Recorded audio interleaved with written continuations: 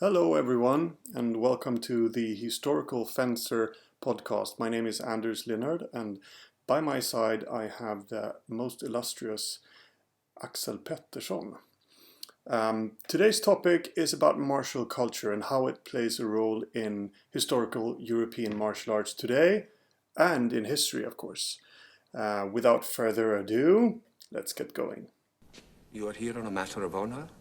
I am here to assure you settle it honorably. Junkerte Lehrer, Gottlieb haben, Frauen ja Herren, so wächst I see you handle your weapon well. I have been known to keep my tip up. Morning. Why don't you make it up like a couple of good fellows? Don't expect decency. You ask for me tomorrow, and you shall find me a grave man. You ready, gentlemen?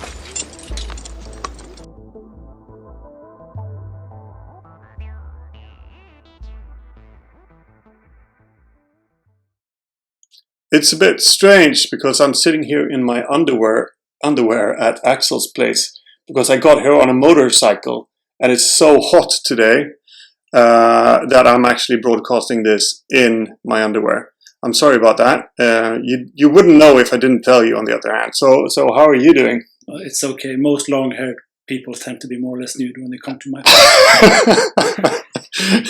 I'm fine, thank you. I'm fine. What have you been up to today, Andy?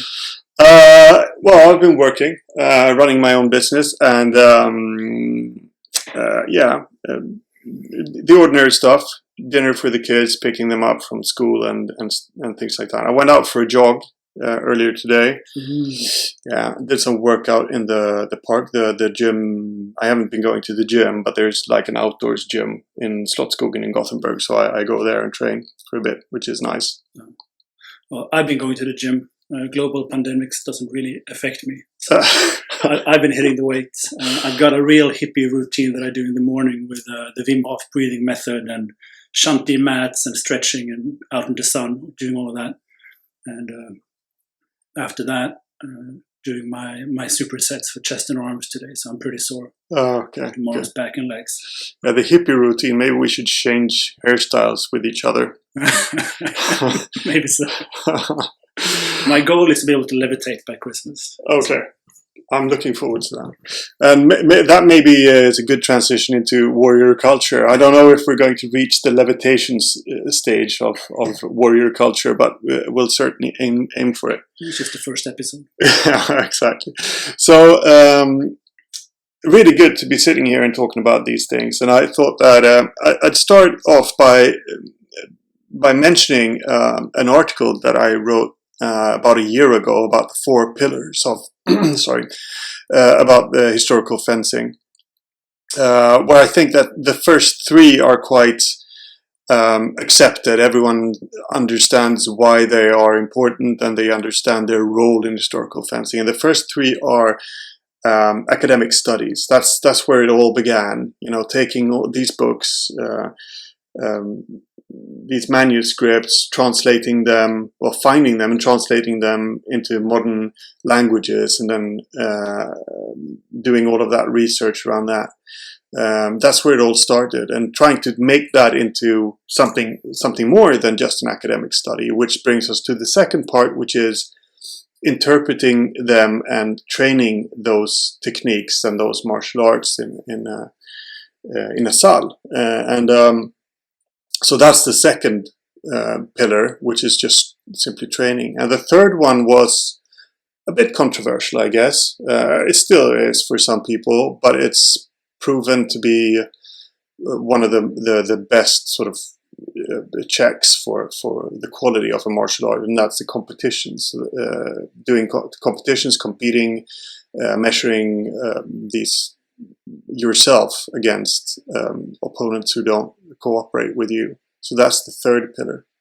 But the fourth pillar is the culture, both primarily the historical culture, understanding those aspects of what it means to live in a warrior society or in a historical context, and how these martial arts were practiced.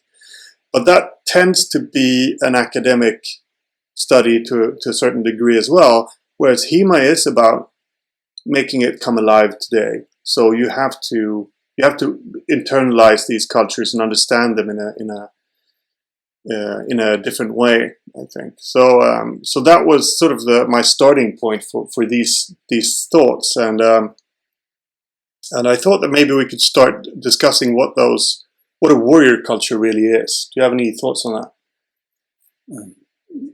Yeah, absolutely. I think I'd like to take this angle on it to make this accessible, because when you talk about warrior culture, it can feel so distant for many people, since when you mention that term, people imagine a whole society geared towards a warrior culture. I'm probably not the only one who's been absolutely fascinated by warrior cultures around the world, like the samurai, that Japanese culture, or the Zulu warriors of South Africa, or the Aztecs, and so on.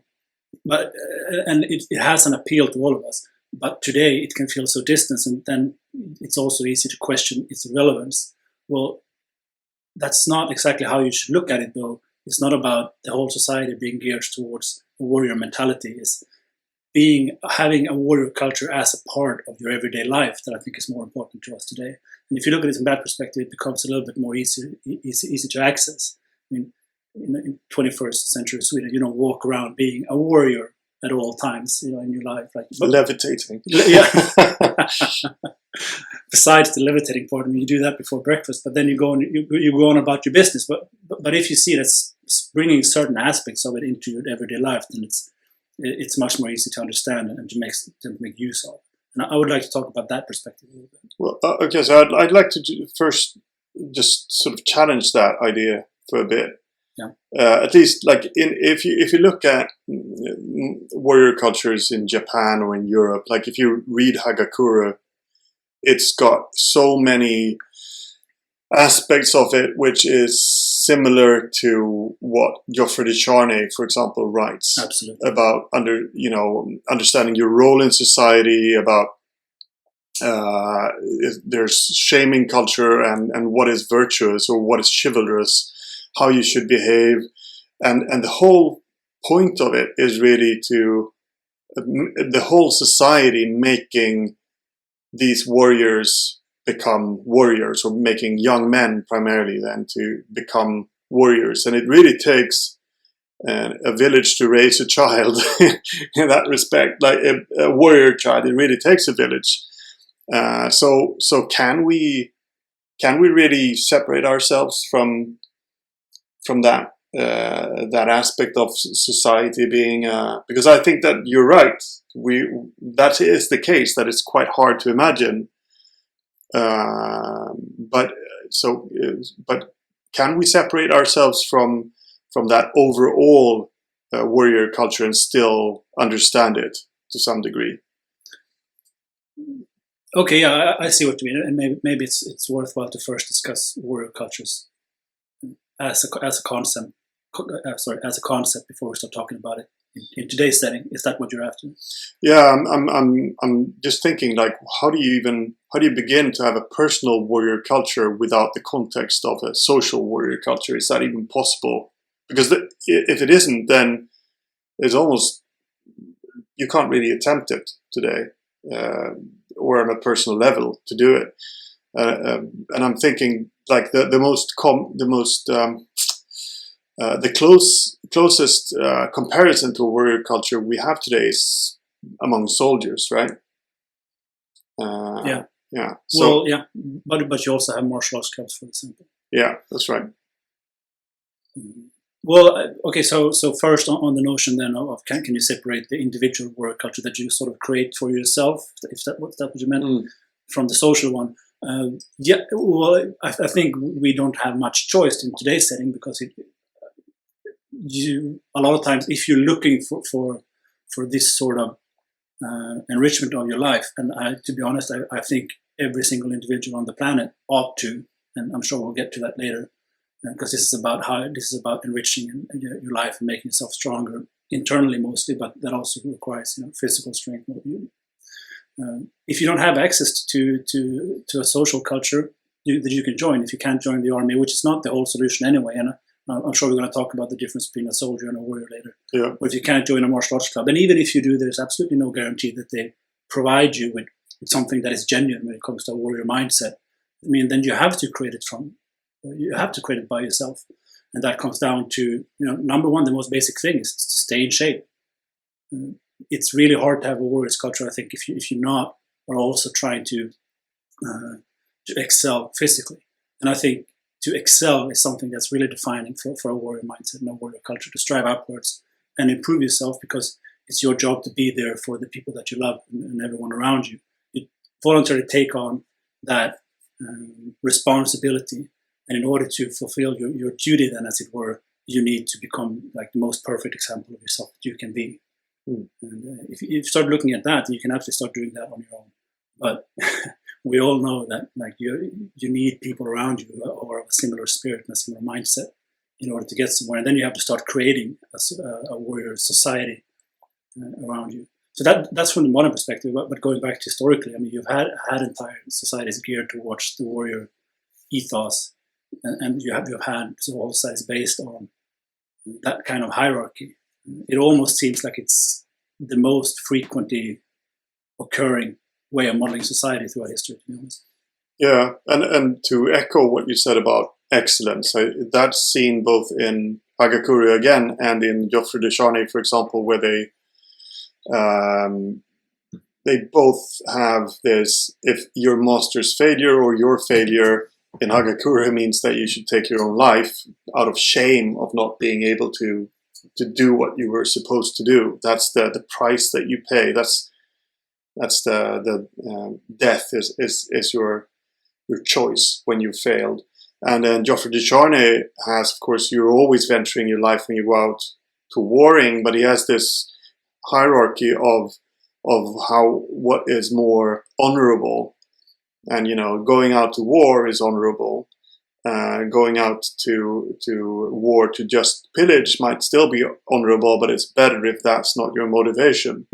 Yeah. And he really has, like, one of the fundamental things which he describes, because he's really in defense of chivalry. He says that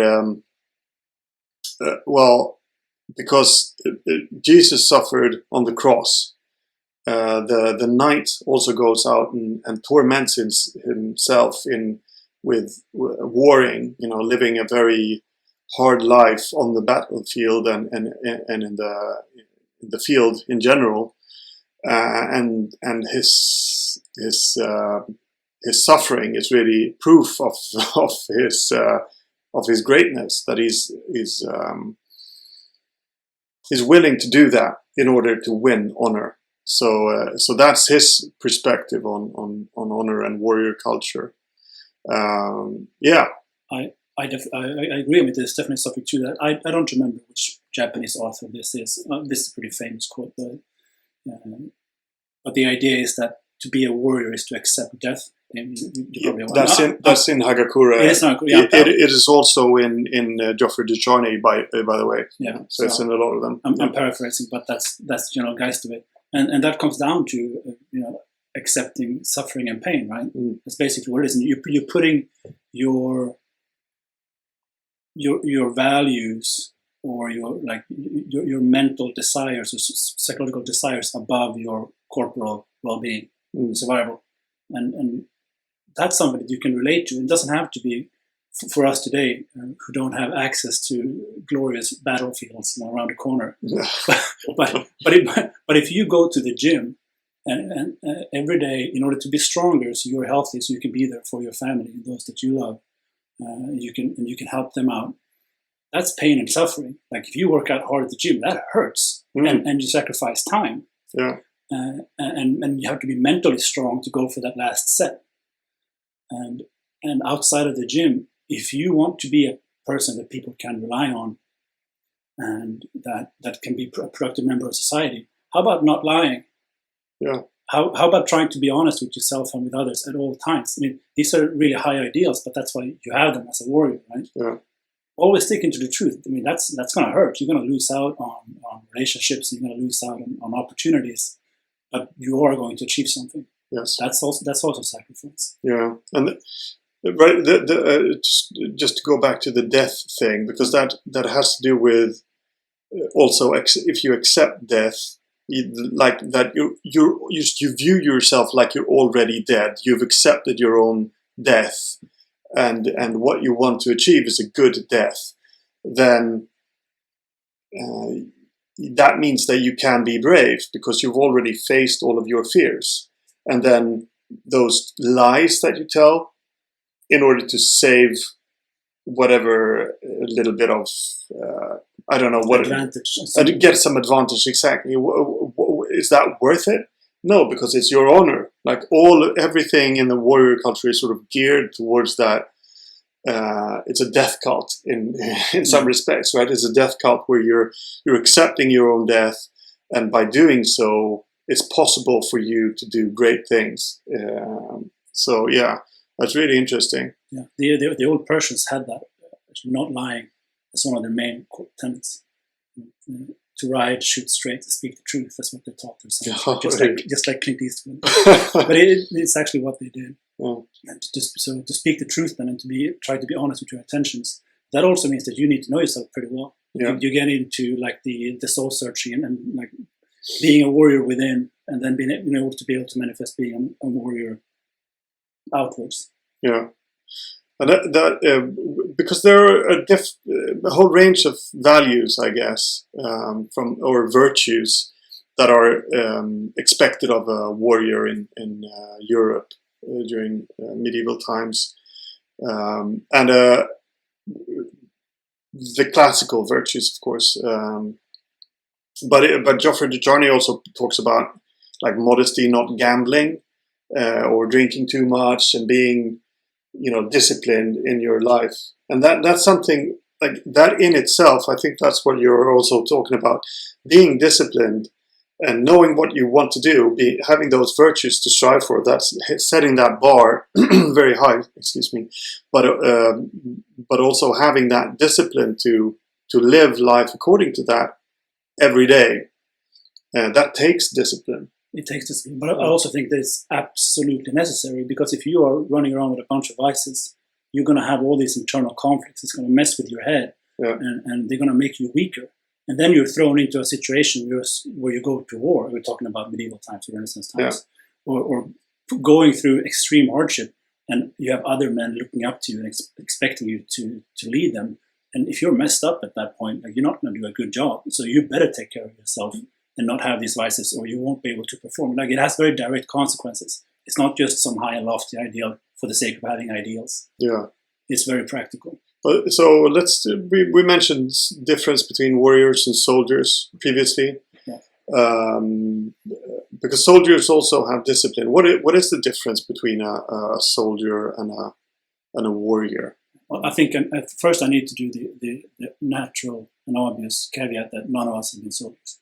Right. So, I mean, with that said, we have plenty of friends and close ones who have been, but we have not, and like, I just want to put it in there. Or warriors, for that matter. That's true, and I think actually you and I have come closer to being warriors in a HEMA setting than most others. Yeah, maybe. So, the one thing I would point out then is that the difference would be that a soldier is a paid warrior. Like, you fight for money, for the soul. That's where the word comes from. And this is a bit black and white, but a warrior is much more than that, right? And to be honest, the warrior mentality and the sense of honor and fighting for other ideals than getting paid, that's much more natural to us. Now, I want to come back to that, but with that said, as you pointed out at the beginning, of course, you'd find a warrior mindset most frequent among the soldiers and armed forces. That's just natural. These things overlap. We're talking about archetypes. But to come back to the idea of the warrior mentality being much more natural, I mean, who hasn't been in a fist fight on the schoolyard as a kid? And it's a fist fight. Like, as soon as you get into it, you have a ring of people around you saying, no kicking while they're on the ground, like no kicking in the groin. And you line up all these rules and you fight a fair fight. Like, that's the warrior's mindset that comes instinctively for many of us, because we manifest it even as a 7-year-old, being a rough on the schoolyard. We don't really naturally just beat people up for money. That's an oddity, right? Yeah. So the honor culture, the honor aspect and the idealistic aspects that come with the warrior mentality is something that's more inherent in human nature, which is also why we should not shy away from it, because you're losing out on a huge part of what it means to be a human. Yeah. So I say, of course, there's not a clear line between a soldier and a warrior, but maybe the warrior is also part of that's your either your inner, in the modern context, then your inner guideline that you're going for that ideal. But in a traditional setting, a warrior culture is something where the entire society is creating a warrior class, a set of people within society which only purpose is to be a fighter, and that's not only because they're paid, because that's their role, that's their social class. So like a knight or nobility in historical times, they're brought up according to these ideals to be a fighter. Their payment, taxation of the rest of society, or not being taxed, for example, that is a way for them to have that society, to have those warriors within it. Whereas a soldier is someone who, as you rightly say, is someone who's getting paid for doing a military service. So it's two different perspectives.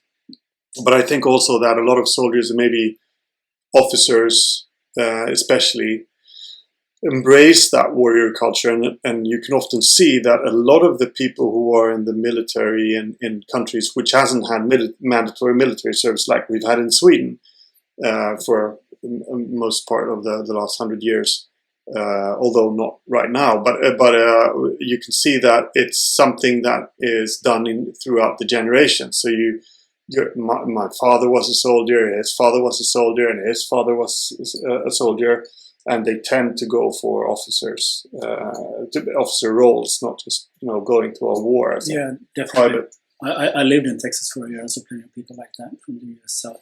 I want to challenge you on something though, because you said that a warrior's sole role is to be a fighter. Maybe that's not exactly what you meant, but that's not the case, right? I mean, if you're a warrior, if you're a part of some sort of a warrior nobility, then the fighting is absolutely necessary for you to maintain that place in the hierarchy. Yeah. But you're also supposed to know the arts, and you're going to work in many different functions. Yeah. So you can flip that around and say that the warrior nobility is the manifestation of the values that you have in your society, which might be the reason why we are not organically growing a warrior nobility class in Sweden right now. We're not really manifesting those values as the most important ones. Whereas in other areas of the world, you probably still do that. I can't come up with something on the top of my head, but you definitely have more warrior inclined cultures in other areas, right? We have had it here, but we don't have it anymore. Yeah, no, I think that you might be right there too. Like, that's a different perspective on it, or another way of looking at it. But my point is really, warriors is part of in the historical sense at least, warrior culture is that the warriors then are a social class. They're more than just someone who gets paid. There's a difference between anyone can sign up to be a soldier or be forced to become a soldier. But in a warrior society, that path is part of a social class for the most part. But I realize when I'm saying that it might not. That social class can extend to almost all men in a society. Like it's very fluid, right? But some if it's hereditary, as you say, then some will have it stronger than others. If you're going to a tribal setting, almost all men are expected to be warriors as well. So that's. I know in the United States, a large part of the armed forces are Scots-Irish. They're can hardly be considered an elite social class. No. But they still, they still have a warrior mentality that makes them overrepresented. But it is a social class, at least. I suppose so. Yeah. These things are always fluid to a large extent. Yeah. There was another aspect of this that I wanted to talk about, and that was that is rather.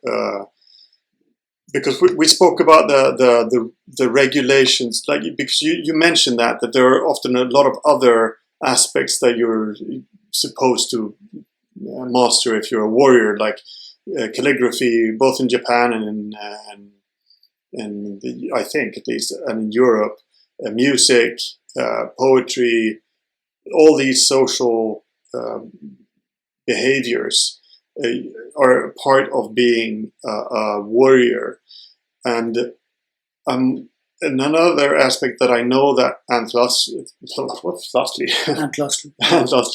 writes about in her book on warrior culture in Germany in late medieval period, Renaissance period, is that violence has always been set under a certain amount of control, the social control by society. And so I think that those cultural aspects where you're expected to be more than just a bloodthirsty, killer is an important aspect of a warrior culture. Yeah. Just to touch on that, because I want to talk about something else too, but I think one reason why we can have a hard time understanding warrior culture today is that their values usually are pretty clear in and out groups. Right? Mm. You share your Christian compassion and forgiveness to your in group, but then you can be rather merciless to your out group if you think that they weren't. And we don't really see things like that today, so it can be hard to understand because we're not in this immediate conflict with groups around us. Most of us are not. So that's. But I guess we could talk about that later. I wanted to mention something else. Speaking about all these other skills that is required of a warrior, you can turn around and say, if you want to be an elite member of society, you want to have these important roles, and you want to carry out important tasks for your community. Historically, being a warrior has just been damn necessary. Who's going to respect you if you can't fight? Who's going to respect you if you come with a vulture neck and skinny legs and everyone else is a fighter. Everyone else speaks that language. And then you have a meeting between your two groups and they're going to talk to you. No, it's not going to happen. You don't have an authority because you don't have capacity for violence, which means that you can't threaten them and you can't defend your own people. There is a great book called The Crusades According to the Muslims. I forget the author. He was a Muslim. It's from that time. Like, he describes his own personal accounts. And what's interesting in that book and in other accounts in the time is that the European knights and the Arab and Muslim knights had a pretty easy time getting along with each other because both sides had walked that long path, and their institutions and their values, albeit being very different from some perspective, and simply the fact that they were just playing for different teams. They were also alike in many ways. So that meant that the diplomatic context could be handled at that level in a way that wouldn't have been possible otherwise. And I think that's probably something that you see universally, that if you start walking the warrior path and you really try to elevate yourself, maybe even levitate at some point. You're gonna get it's going to be easier for you to understand people who are on the same path. It's sort of like how a musician from one culture can understand a musician from the other. Yeah, and that's hugely important if you're going to have relations with other cultures and other groups. Yeah. How important do you think it is that you're living in a more violent day-to-day life? Like, you're closer to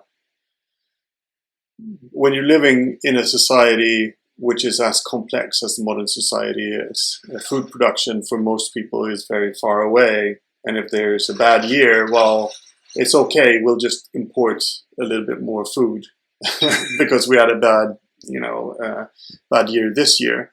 And compared to a historical society where starvation was always a possibility, medicine and all of that wasn't as advanced. How important are those factors in terms of understanding the grit of warrior culture, and can we really reach that level today? Because it's so easy to fall back on pizza and beer every day. Well, I think for starters, it's really hard to test yourself if you have this grit or not, because you're not challenged on a day-to-day basis with survival. So I think it's hugely important. I mean, not only were you supposed to defend what you had, but let's be honest, a lot of times the only way to increase your wealth was to take someone else's stuff. Yeah. So you you had to have these skills. We don't really have to have them. So I think what it boils down to is something that is, again, pretty uncomfortable for all of us to realize, but it's the idea that for all our ideological abstractions this way and that, nature stays the same, and violence is a part of nature. You just put on Animal Channel for 5 minutes, and you'll know that that lion is always going to eat the zebra. Right? It's just, and we're still a part of that nature, still part of that universe. So if you are more, one positive effect, I suppose, of living in a harder society is that you are less disconnected from that reality. Right. Does that answer the question? Yeah, it does. I'm sort of trying to make a transition into a different aspect of this, which is like I saw this video of the vital pyramid from the SAS, and it starts with mental preparedness at the bottom, and then on top of that is tactics, and on top of that is skills, and on top of that is kit, and that's sort of the pyramid which they use in order to create a modern warrior than an SAS soldier in the UK. So the first thing is to build the right mindset, the mental preparedness to do violence and being subjected to violence. On top of that is tactics, how to move, how to do all of that, in a group, and over that is skills, like how to shoot your gun or whatever. And on top of that is the kit. That's the least. That's a tip. That's the thing that might give you the edge, but it's in creating a warrior that's the least important part. But I'd say that in HEMA today, we've almost turned that pyramid upside down. So the kit is super important. Yeah. Okay, so buy our stuff, by the way.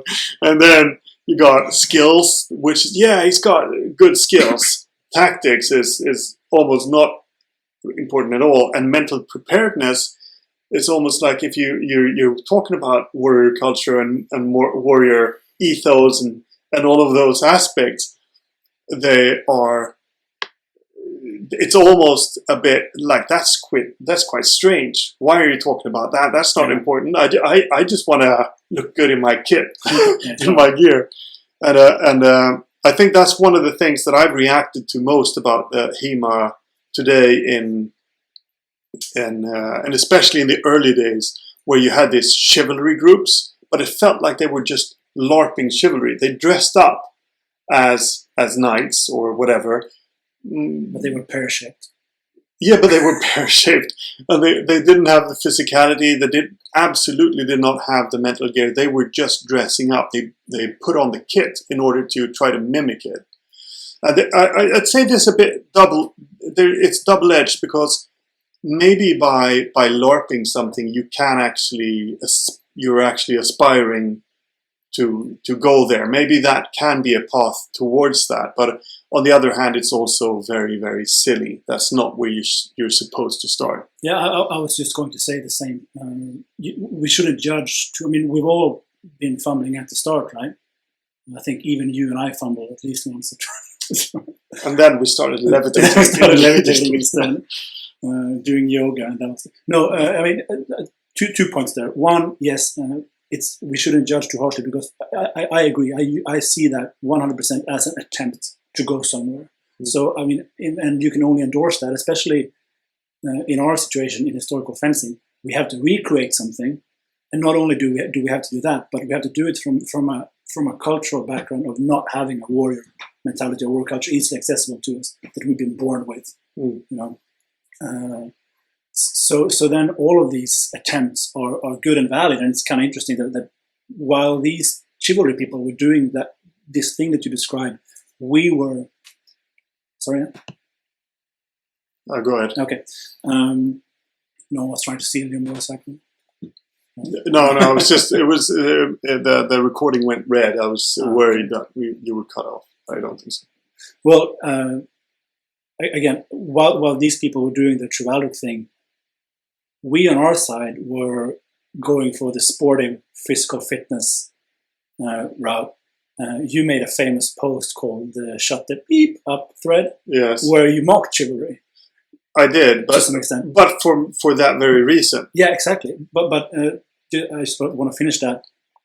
Now we are more talking about those values that they were trying to represent, albeit in a subpar fashion. So there was obviously something to what they were trying to do. Yeah. And something interesting that I observed is you can easily see this if you look at logos for logo types from clubs in HEMA. That when we started out, it was all fake seals and emblems and stuff, and we kind of mocked that. And then you had a lot of sportive looks for clubs, but you're seeing a trend again where people have kind of gone full circle, and now they actually are fighters to a larger degree. So now they are more comfortable actually adopting this more historical, more of an historical aesthetic. And I can approve of that, because one thing I didn't like about the early chivalric, as we can say, tendencies was that you should not pretend to be something that you're not. Be very aware of where your limits are, and then say, well, these are my goals. This is what I want to get. We'll respect you for that. But it ties back to the don't lie bit, right? Sort of, live honestly, live straightforward, be straightforward. That's right. So the other point I wanted to make, because I think this is something that it's important to understand, when you talk about values and the baseline of the SAS pyramid, don't take this as some lofty abstract ideal that has no foundation in what you do, as Anders just described. This has huge practical implications for your performance. Even if all you care about is competitive success, you ought to think in these terms, because you won't be as great a fencer as you could be if you do not do this. Judging by the SAS model, there are practical applications to all of this stuff. It's not something you just sit and theorize about. And thankful for us, we have historical fencing, we have HEMA, we have an arena where we can actually go out and apply this immediately. It's wonderful. Yeah, it is. I was backing up to the shut the bleep up post and all of that, because when I started GHFS, most of us, I had a background in LARPing and medieval nerdery and all of that, and I wanted to shift the focus because and everyone else in the club had as well. So the first discussions that we had in GHFS was, okay, so we're going to have a sewing night where we sit and just make clothes. And I was like, no, we're not going to do that. But we can meet up and have a push-up competition, because we were all skinny and very unwarlike with vulture necks and all of that, being modern human beings. So the first thing was to transform ourselves physically. That was my criticism. But I'd also like to, as a defense of my shut the bleep up post that was posted in a moment of frustration over people behaving poorly online, that we always said that when we are as big as karate or sport fencing, then we can actually adopt some of the more attributes of dressing in historical garb or whatever. But right now, if we dress in historical garb and we pick up swords and we fence, people will just assume that we are LARPers or in the SEA. So that was the rationale between stepping away from it. And the other part of it was that I think that I felt that it was dishonest to go into chivalry. But also, I'd readily admit that I think now that I see it in hindsight, we shouldn't have gone as far into the sporting. No, we should have kept more of those aspects. Probably, but also I think maybe we needed to explore that more, because that was another issue we had with ourselves. We didn't feel like athletes. We did not feel like warriors because we knew we weren't. Yeah. I come from an elite soccer background. When I was 12 to 15, 16, I trained 8 times a week, 10 times a week sometimes. I know what it's like to train hard. And that was, I wasn't training that hard. And then in historical fencing, when I was starting to become really famous around 2010, and people were trying to paint me as some world star athlete, but I was training less than when I was 15. It was embarrassing. It felt awkward, and it felt wrong to take up the mantle of being a martial artist, because I didn't feel like we as a community, and me personally even, had gone that far. So we pushed really hard in that way. I mean, I remember 2009 at Swordfish, we had a competition with nylon wasters, and you forbade any safety equipment besides gloves, cup, throat, and mask. So no elbow and knee protection, because we just needed to collectively toughen up. Exactly. And now you have a lot of really, really good fencers, and they're fit, and they are smart, and they are humble most of the time, and like we are really getting there. It feels much more valid to call ourselves martial artists. But this is so that's a good point, because it ties into something that I wanted to say. Like in Anne Flustley's book, she talks about the regulation of violence in society. And what that rule was, that you were only allowed to have soft gloves, a fencing mask, and a cup, and that was it. And we had nylon wasters, and people just bashed each other. I remember there was a match between Lopez and Luis Pitto, which was just brutal. And Scott Hellroth was the ref, and he threw himself in between these two fairly big, tough men to stop them from fighting. He was trying to do a rear naked choke on Lopez. I don't think Lopez even noticed he had Scott in his bag. No, so and it was fantastic. But so that's the thing with historically. So society has been trying to regulate violence, but those rules that we had they were well inside the realm of acceptable violence from an historical perspective. Absolutely. So and now I've seen at least some indications again on a return in HEMA towards regulating violence or so much safety regulations around fencing that you're getting not. It's a different perspective. You're trying to regulate violence because these people have such a high potential for violence that they need to be, regulated in order to fit in society. Or they'll just go berserk and take everything and rape and steal and pillage. So you have to have a set of rules around them. And there's a completely different thing when you're trying to create a nanny approach towards fencers where, he hit him too hard, so he got an ouchie. That's those two are completely separate. And I'm seeing a sort of a managerial nanny approach towards fencing in HEMA today, which we were actually trying to combat back then, because that was also prevalent, or existed at least, in early HEMA. Yeah, I'd like to talk a little bit about this, because if you go down that route, yeah, good on you. But two things. One, you need to provide an outlet for the ones who want to strive for something else. You can't just put a lid on those who want to do something more because they want to develop themselves. You go do that thing, but there needs to be an opening. There needs to be like a next step in the pyramid for those who want to go further. Second of all, like, you can do so much more than you think you can. Like, if you limit yourself too much, you're doing yourself a disservice. You're never going to have that great feeling of leveling up. Of becoming better, becoming stronger, becoming tougher mentally and physically. Like, just look at that. This great guy, David Goggins. You know who he is? Yeah. Like, I love that. He's amazing. There's no limit. Like, he did not nanny himself. No. One bit. And everyone can. Like, he did in his youth. He spoke about that, how he actually made that transformation. It's amazing. Like, I feel like such a weakling when I look at cities almost every day. And everyone can be on that path, and that's really something that ties into being a warrior, like striving for perfection and self-improvement for your own sake and for the people around you. You can be the best you can be, just to give it away to the ones that you love around you. And that is really important. I had this private student, half Swedish, half Iranian. He was born with a lot of physical impairments. He couldn't move his arms properly, couldn't move his legs, almost like. And he started working with the same PT that I had. And this guy, my PT, is great. And he actually got him to start doing bench press and squats and all that, just working really slowly with him. And he asked him if there was anything else he wanted to do. Well, this kid, he was a big Witcher fan. Witcher is the Polish. So he said, I want to fight with swords. And PT's like, I actually happen to know a guy. By the way. So he took him to me and we worked. And I was so impressed. I mean, this kid, he was 20 years old. He knew he was never going to be able to enter a competition. Like, he had too many impairments, if that's the correct English word. Yeah. But he knew that. He accepted that and said, but I'm going to be the best I can be. And damn it, he improved all the time.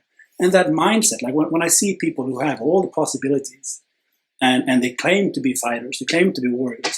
Yeah, everyone starts out from somewhere. Everyone maybe starts out with a vulture neck and skinny arms and skinny legs. But if you say that you're a fighter and next year you're the same and the year after that nothing's changed, like you have no excuse compared to this kid. Yeah. He had no, like he had all the excuses in the world. He just kept going. Yeah. And he's pretty fit, to be honest. And there was a time he came and he told me that the first time he came to the gym, he said, my goal is to be able to lift a carton of milk off the table and set it down again. So a few years later, he was fighting with swords, bench pressing, doing all this stuff. You know? Like, you look at that guy, like, you have no excuse. He has a warrior's mindset. Yeah. He's like, I'm just going to give it all. I don't care how much it is, but giving all is what I'm going to do. Yeah. So that sort of ties, it goes back to, so we've spoken about the historical aspects and we've spoken about some of the things today. What can we do today in HEMA? How do we build clubs, I guess? How do we build these more warrior-oriented cultures within HEMA today? Well, I have a few thoughts, but I actually want to bounce that back to you because I know you have great thoughts on this, and I really want to hear it. But a few notions is like would be to not shy away from challenges, of course. Provide a path for those who want to go as far as they can. Allow them to do that, and don't joke away these really amazing and deep aspects when it comes to talking about honor and chivalry. Like don't mock that, because you are then just robbing yourself of an amazing opportunity to grow. There's never been a point in time where people have successfully mocked the idea of being a warrior and having honor. Whereas, on the other hand, the cultures and people who have embraced those ideas have usually gone really far and accomplished great things. Like no matter where we're on the planet, like take some time and study this. Like just stop being sarcastic and ironic, and like let's try to embrace things. Have some passion. Yeah. But this is on the abstract. Like I really want you to talk about this. Okay, so I don't know if I have great thoughts on it, but it's also a very, I think it's a path. Like we've always spoken since we started learning. We first time we met, we started talking about that it's always a path, and it is always a path. So it's not. I don't think there are any simple solutions. There are things that you can do, which are, building a culture where you're building aesthetics, which are embracing that. Put those virtues up there on the walls, all of those things. You can often see that in gyms, for example, that they actually have mottos, to foster that sort of culture. And I think that is probably more important than it might look at first sight, because it puts the focus on the right things while you're training, instead of having HEMA being more about how's your who did that, who was the manager for that competition, or who wrote that thing online, or whatever. All that focus is wrong. It's aimed at the wrong thing. It's a managerial sort of way of looking at HEMA, instead of viewing it as part of a club, as an organization, as a movement where you're trying to excel. And if just putting that up on the wall is one thing. But the other thing I think is we have all the answers in how people were organized in history. So we can't create the entire society in order to foster a warrior culture, but we can pick and choose a bit of it. Without going in the wrong direction, because that's the thing that I think people fear, is that we're going in the wrong direction. So you get these violent, abusive leaders who are just out of control, but that's not warrior culture, right? So first of all, we need to understand what warrior culture is about: speaking honestly, having the right values, and living up to those things, and not lying, and being there for others. All of those things I think are really, really important.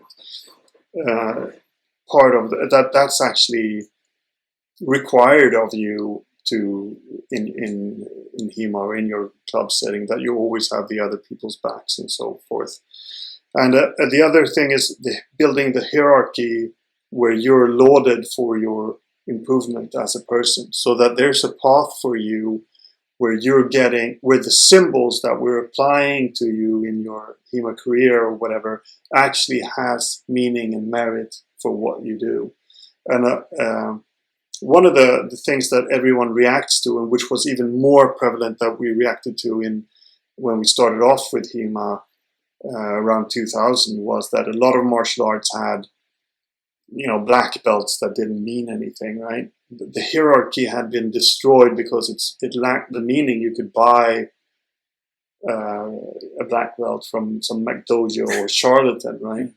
But once you set up goals which are worthy and you strive for them and they have meaning after long dedication and performance, and you get that symbol which you wear as part of your gear or whatever, that actually, I think that's more important for a lot of people in order to foster us all towards that goal of more warrior culture.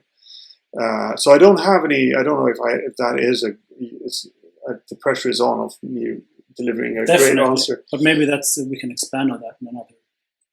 Absolutely, we should definitely do that. Yeah. So yeah, let's do that. I think maybe we'll keep it at that at this point. And can I just add one? Yeah, absolutely. Well, I just want to say that you see the tendencies to displaying warrior and honorable behavior just popping up all the time, by far not from everyone, and it can be defined in different ways. But you just look at this tendency to give away points, give away hits in a competitive bout. People, damn, they love to do that. Yeah. And sometimes you can always argue, well, you want to do that when you know you're going to win. No, it's not the case. Look, I've been all over the world. There are always people who do that because it's the right thing to do. And if you then create an environment where they are being rewarded somehow, not by status and applause and respect, like you're gonna encourage that, and you can even do that in a competitive setting. I know that Roberto Gotti in Italy has competitive formats where the fences judge themselves. And yes, from a bureaucratic managerial standpoint, that opens up for corruption, yada, yada, yada. Yeah, sure, fine, that's true. But it also fosters a warrior culture among the people who attend those tournaments. Like it builds something that it's just on a completely different level. Like it's just about something completely different than turning HEMA into like something you can calculate in an Excel sheet, which might be needed for a big movement, but like you can do this in different ways. One of my absolute favorite guys that I met back in 2010, who I think really displayed a warrior mindset, was Jan Hodkiewicz from Poland. Absolutely. I was so impressed first time I came there by most of the posts, but also by far by him. He just had that personality around him, and it wasn't always so that like his idea of honor and chivalry and knightly virtues and so on were the exact same as mine. Yeah, fine. This has never been the case that it's completely universal, but there was just something about how he controlled himself and how he talked and how he acted that just it really made an impression on me, and I know on many others as well. Yeah. And there are others out there. I said earlier that if you're on this path, you will connect with people all around you. I mean, you and I, we've traveled the world for well over a decade. Who do we connect with? Like, no matter if we go to America, all over Europe, Russia, China, South America, like, it's the guys who are on that path, right? And because we're all fencers, we can also relate to that path. Yeah. I met guys when I was in China who were doing Asian martial arts who came to my seminars. They didn't know anything about HEMA. Well, I mean, we understood each other on a level that would not have been possible if we weren't all on this path. Like somehow these things always connect. Yeah, and that's also, I think, why all martial artists who have you have real goals that are actually worth something, why those people hate charlatans and bullshit artists so much. Those people out, yeah, because they really that's something that makes you sort of throw up in your mouth every time you see someone who's making shit up and trying to be something that they're not. Yeah. Yeah. So there's another aspect which we won't go into today, but that we should definitely return to, and that's the higher level, because the thing which is beyond the test, which is beyond the test of winning tournaments, because I don't think that tournaments are it's one of the best tests that we have of martial ability, but it's not the end all. Is that the expression? End all of all things that we're doing. And all be all. Yeah, end all be all of what we're doing. There needs to be other goals and other tests and other structures in place as well, which has meaning for us. Otherwise, it's easy that we end up with these big tournaments where the winner is the most glorious person for simply winning that, and then it's like who got the points and blah blah blah blah and all of that, and it's sort of that's always the case with the competition, right? And it's a good test of something, but it's not the only test of your mental preparedness for violence or your virtues as a person. That's right. Right, so I think, are we done with this episode? I think we're done. If you want people to listen to the whole thing. Well, if you start with us and you like what you heard, there are going to be more episodes, and I'd really like to thank you for listening to us babbling here for I don't know how long. The pressure is really on for us to improve. We've been talking about self-improvement and exercise all the time, so the next episode has to be better. But you look like you're levitating right now, a little bit. I am, Yeah. So a few centimeters off the ground here. And so thank you very much for listening, and thank you, Axel, for all your interesting thoughts, and see you soon. Yeah, thanks, you also. Okay.